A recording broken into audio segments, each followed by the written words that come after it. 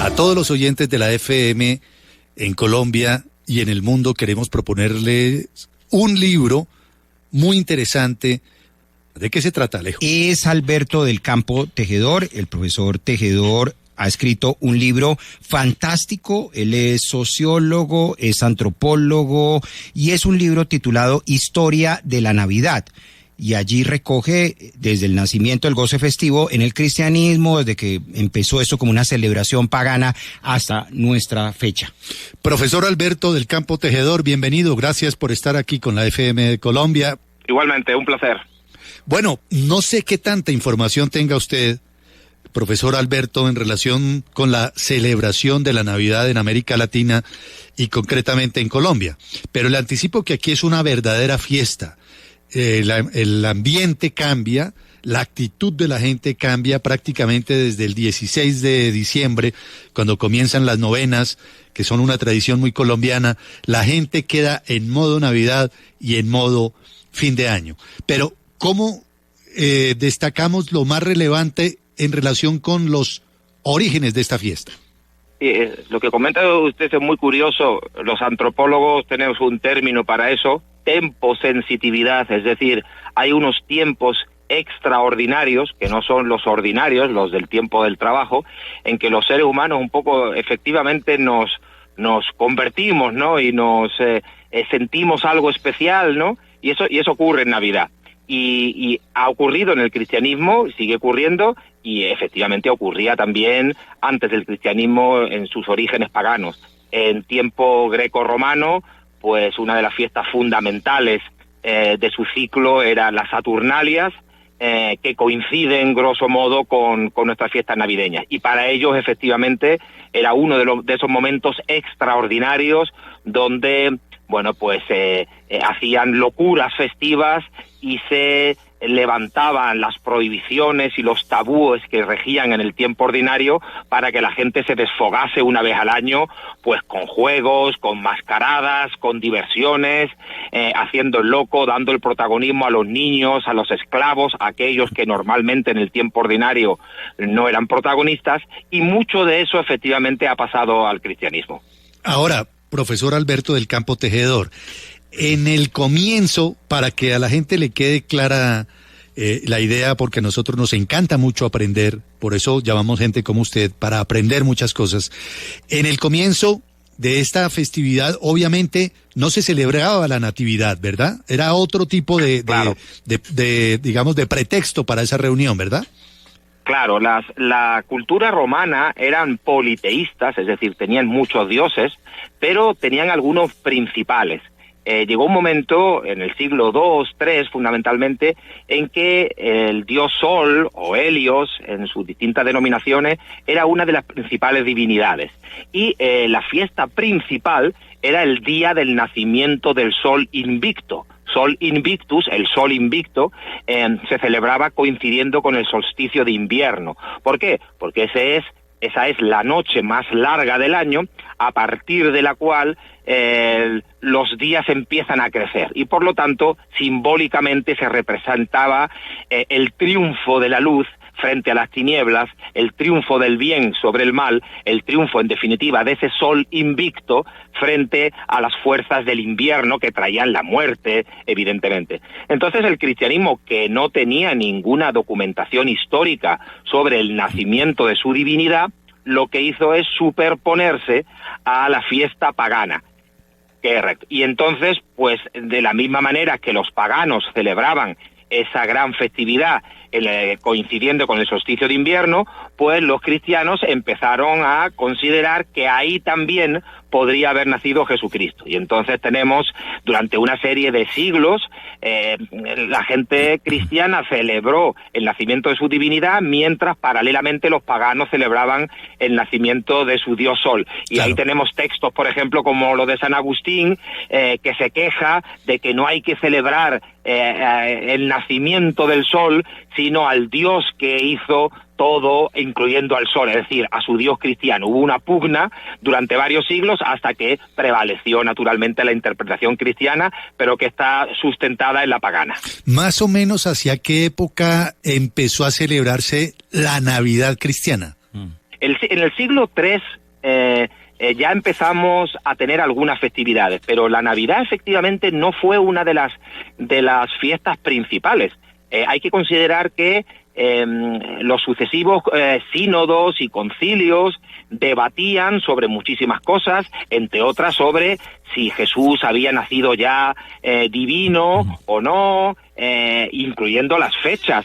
Durante los primeros siglos, el siglo III, IV, V, pues en los distintos concilios y sínodos andaban debatiendo sobre si Jesús había nacido en marzo o había nacido en enero, porque efectivamente no había ninguna documentación histórica. Entonces, los primeros siglos no fueron muy importantes, hasta el punto de que hay testimonios del siglo VI, VII y VIII en que en lugares cristianos se siguen celebrando festividades paganas. Pero efectivamente cuando el nacimiento de la divinidad se establece como un momento importante y ya en un momento en que el cristianismo es predominante en toda Europa, entonces se asienta la natividad, el natalicio de Jesús como una fiesta principal. Bueno, y la incorporación de todos estos elementos decorativos, de las luces, ¿esto es parte de esa herencia pagana o esto se fue incorporando? Es una amalgama, la verdad. Claro, la Navidad, cualquier festividad es una amalgama de tradiciones, ¿no? Hoy en día, pues hay quien pone un árbol de Navidad, eso tiene una influencia, o un abeto, tiene una influencia nórdica, hay quien pone un Belén o un nacimiento, que eso es muy posterior, eso lo inventa San Francisco y tiene especial auge en Nápoles, en Italia. Hoy en día estamos rodeados de elementos de la cultura anglosajona, Papá Noeles, etcétera, etcétera. Por lo tanto, la festividad de Navidad es un buen contexto para ver cómo la cultura predominante de cada momento ha logrado exportar e insertar en el calendario ritual y en esa festividad sus elementos decorativos, pero también sus elementos mágicos, la idea de que unas determinadas plantas sean benefactoras, y por lo tanto hay tradiciones que se remontan a época romana, la tradición de jugar, la tradición de hacer regalos. Los romanos daban estrenae, eran los regalos que se daban en el Año Nuevo, y todavía hoy hablamos de estrenar una prenda, y en muchos lugares está la tradición de entrar en el Año Nuevo estrenando algo, claro, porque hay que matar simbólicamente lo viejo e iniciar el año con una prenda o con algo nuevo en simbología de la nueva era que alumbra el nacimiento de Cristo. Y por lo tanto hay tradiciones paganas y tradiciones que se han ido sedimentando a lo largo de los siglos. Y aquí en Colombia, por ejemplo, tenemos una tradición, la de usar ropa interior amarilla, aquí lo llamamos cucos, comerse unas uvas, darle la vuelta a la manzana. Sí. ¿Eso usted ha logrado recoger? ¿De dónde viene ese misticismo? Sí. Como le digo, en las distintas tradiciones, algunas son bastante más nuevas de las que parece. Por ejemplo, las uvas tiene que ver con una sobreabundancia de uvas que hubo un invierno en algunos lugares, y entonces se decidió, pues porque era el fruto que había, pues incorporar esa tradición. Mientras, como le digo, algunas conservan ese halo mágico, ¿no? La idea de que lo mismo que en el solsticio de verano, en San Juan, hay determinados momentos mágicos en que algunos comportamientos nos pueden dar suerte, jugar o vestir una prenda específica, y que eso tiene un elemento mágico, es decir, que se espera que de alguna manera va a influir en el devenir en los próximos siglos.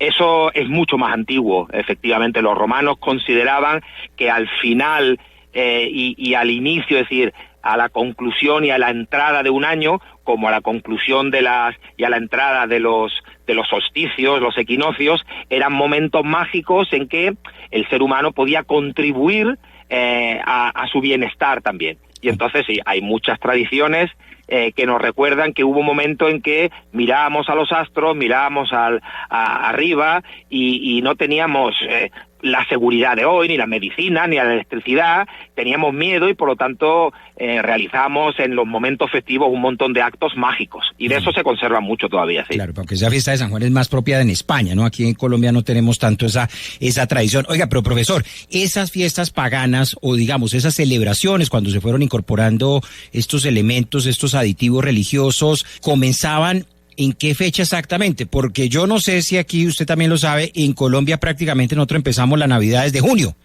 No, tampoco. Entonces, aquí somos medio exagerados. Bueno. No, aquí ponemos aquí vestimos los apartamentos desde el 1 de noviembre en muchos casos. Otros 1 de diciembre, ¿sí o no? Sí. Sí. Hay que tener en cuenta que, claro, el momento cenital, el momento importante, digamos, del solsticio, viene precedido de una serie de semanas en que las personas pues veían aquí cómo los días iban haciendo más breves.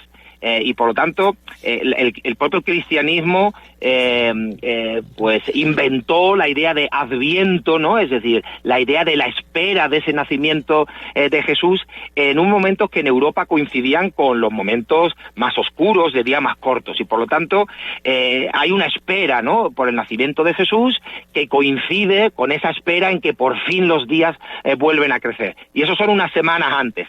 Cierto es que ha influido poderosamente también el capital, la idea de que cuanto antes se adelante ese periodo navideño, que también es un periodo de consumo, de regalos, pues antes la gente se considera que está en un tiempo extraordinario con gastos extraordinarios. Entonces, ellos tienen sus estudios y saben que cuanto antes se pongan luces en las calles, cuanto antes los grandes almacenes anuncien que ya está aquí la Navidad, la gente empieza a consumir y a comprar cosas antes. Por tanto, hay también un elemento, digamos, instrumental de quienes sacan provecho con ese consumismo, que no es otra cosa que la adaptación capitalista a ese tiempo extraordinario en que nos da por hacer cosas, eso, no ordinarias, entre ellas regalarnos, derrochar un poco, es decir, hacer cosas que no hacemos normalmente. Oiga, profesor, usted ya nos contaba, por ejemplo, de la tradición de las uvas y la historia que hay detrás de ello.